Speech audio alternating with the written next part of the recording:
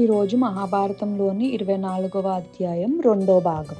అందరూ పాచికల ఆటకి సిద్ధమవుతారు. మొదటి పంద్యంగా వజ్రాలు పెడతారు. దాని తర్వాత బంగారం, వెండి, దాని తర్వాత రథాలు, గుర్రాలు. యుధిష్ఠిరుడు ఒకటి తర్వాత ఒకటి ఓడిపోతా ఉంటాడు. తన ఏనుగులు మరియు సైన్యాన్ని పెడతాడు. అవి కూడా ఓడిపోతాడు. శకుని పాచికలు వేసిన ప్రతిసారి విధి శకుని వైపే ఉంటది. దాని తర్వాత ఆవులు, గొర్రెలు, నగరాలు, పల్లెటూర్లు, ప్రజలు అలా అన్ని పెడతారు. యుధిష్ఠిరుడు అన్ని ఓడిపోతాడు. దురదృష్టం ఆయన వెంటే ఉంటది ఆగకుండా. దాని తర్వాత ఆయన సోదరుల ఆభరణాలు, ఆయన ఆభరణాలు పెడతాడు. అవి కూడా ఓడిపోతాడు. వాళ్ళు వేసుకున్న బట్టలు అవి కూడా ఓడిపోతాడు. ఇంకా అదృష్టం ఆయన వైపు రాదు. పాచికల ఆటలో తెలివైన శకుని గెలుస్తా ఉంటాడు. శకుని ఇలాగ అడుగుతాడు, ఇంకేమైనా ఉన్నాయా నువ్వు పెట్టడానికి పంద్యానికి? యుధిష్ఠిరుడు ఇలాగ అంటాడు, ఇదిగో ఆకాశం లాగా అందంగా ఉండే నా తమ్ముడు నకులుడు ఉన్నాడు. నాకున్న సంపదల్లో ఒకడు. నేను తనని పంద్యానికి పెడుతున్నా. శకుని ఇలాగ అంటాడు, ఓ అవునా, మేము చాలా సంతోషపడతాము ఈ యువరాజుని గెలుచుకోవడానికి.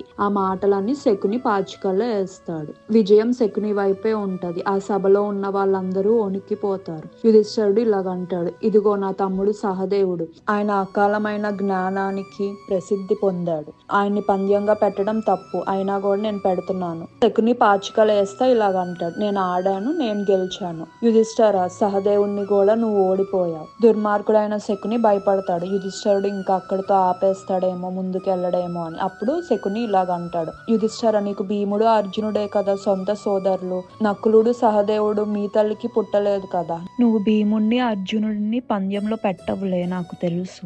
యుధిష్ఠిరుడు ఆ మాటలకి ఇలా అంటాడు, నీకెంత నిర్లక్ష్యం, అలా నువ్వు ఎలా అనుకుంటావు? మేమందరం ఒక్కటే, నువ్వు మమ్మల్ని విడదీయాలని అనుకుంటున్నావా? మూర్ఖుడా, నువ్వు ఇలాంటి ఒక జీవితాన్ని ఎలా గడుపుతున్నావు? మేము నీతిగా మా జీవితాన్ని ఎలాగ బ్రతుకుతున్నామో అర్థం చేసుకో. యుధిష్ఠిరుడు కొనసాగిస్తాడు, ఇప్పుడు నా పంద్యంగా ఎప్పుడు విజయాల వైపే ఉండే అర్జునుడిని పెడుతున్నా. ఎలాంటి యుద్ధాలు వచ్చినా కూడా అర్జునుడు గెలుస్తాడు.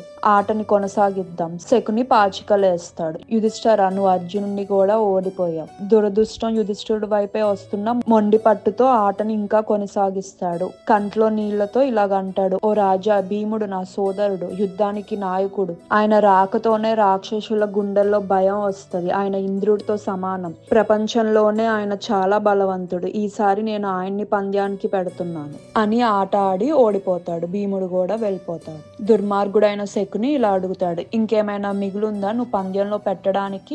ధర్మపుత్ర ఇలాగ అంటాడు, అవును, నేనున్నాను. నన్ను నేనే పంద్యంగా పెడుతున్నా. ఒకవేళ నన్ను గనక గెలుచుకుంటే నేను నీ బానిసని అవుతాను. శకుని పాచికలేసి ఇలా అంటాడు, చూడు ఎవరు గెలిచారో, నేనే గెలిచాను. శకుని లెగిసి సభలో గట్టిగా అరుస్తాడు. పాండవుల పేర్లు చెప్పి ప్రచారం చేస్తాడు. ఈ 5గురు న్యాయంగా మా బానిసలు అయ్యారు. ఆ సభలో ఉన్న వాళ్ళందరూ నిశ్శబ్దంగా ఉంటారు. శకుని యుధిష్ఠిరుడు వైపు తిరిగి ఇలా చెప్తాడు, ఇంకా ఒక వజ్రం ఉంది నువ్వు పంద్యంలో పెట్టడానికి. అప్పుడు మీరు గనక పంద్యంలో గెలిస్తే మీరందరూ విముక్తి పొందుతారు. నువ్వు ఆటని కొనసాగించాలంటే నీ భార్య అయిన ద్రౌపదిని పంద్యంగా పెట్టు. యుధిష్ఠిరుడు వణికిపోతా, నేను ఆవిడ్ని పంద్యంలో పెడుతున్నా అని అంటాడు. ఆ సభలో వినదగిన బాధ, ఆందోళన కనిపిస్తది. పెద్దవాళ్ళు కూర్చున్న చోట నుంచి గట్టిగా అరుపులు వినిపిస్తాయి. అయ్యో అయ్యో అని. ఇంకొంతమందికి చెమటలు పడతాయి. ప్రపంచం నాశనం అవ్వబోతుంది అని అనుకుంటారు. దుర్యోధన, ఆయన సోదరులు మరియు కర్ణుడు ఉల్లాసంగా గట్టిగా అరుస్తూ ఉంటారు. కౌరవుల్లో ఒక్కడైన యుయుత్సు బాధతో సిగ్గుతో తలని దించుకొని ఉంటాడు. శకుని పాచికలు వేసి గట్టిగా అరుస్తాడు, నేను గెలిచాను అని. దుర్యోధన విదురుడి వైపు తిరిగి ఇలాగ అంటాడు, వెళ్ళి ద్రౌపదిని తీసుకురా, పాండవుల ప్రియమైన పెళ్ళం. తను ఇంక నుంచి నా భవనాన్ని చిమ్మాలి, తుడవాలి. వెళ్ళి ఆవిడ్ని తొందరగా తీసుకురా, ఎటువంటి ఆలస్యం చెయ్యకుండా. విదురుడు ఆక్రోశించుతాడు, నీకేమైనా పిచ్చా? విద్వాంసం వెనక పరిగెడుతున్నావు. నువ్వు ఒక సన్నటి తీగ పైన వేలాడుతున్నావు. నీ విజయం మత్తులో నువ్వు మునిగిపోతున్నావు అన్న విషయాన్ని తెలుసుకోలేకపోతున్నావు. విదురుడు దుర్యోధన్ని మందలిస్తాడు. విదురుడు సభ వైపు తిరిగి ఇలాగంటాడు, యుధిష్ఠిరుడికి పాంచాలిని పంద్యంగా పెట్టడానికి హక్కు లేదు.